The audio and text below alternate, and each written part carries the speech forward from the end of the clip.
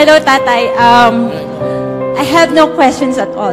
I just want to say thank you that you have given us hope. Thank you so much.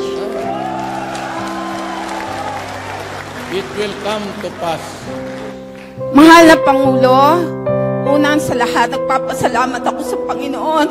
Kristiyano at Muslim kami. Ibinigay ka ng Panginoon sa amin. 1980 na kami dito. Ito yung unang mga nurses dito. That was 1980. Wala pong presidente talagang nakatulong na malaki kung hindi kayo po. OFW, pagmamahal sa sundalo, pagmamahal po sa community. Ang inihiling ko lang po dito, dahil matagal na po ako dito, kailangan po namin ng hospital para po doon sa mga stranded. Dahil hindi po talaga tinatanggap ngayon sa hospital. Kailangan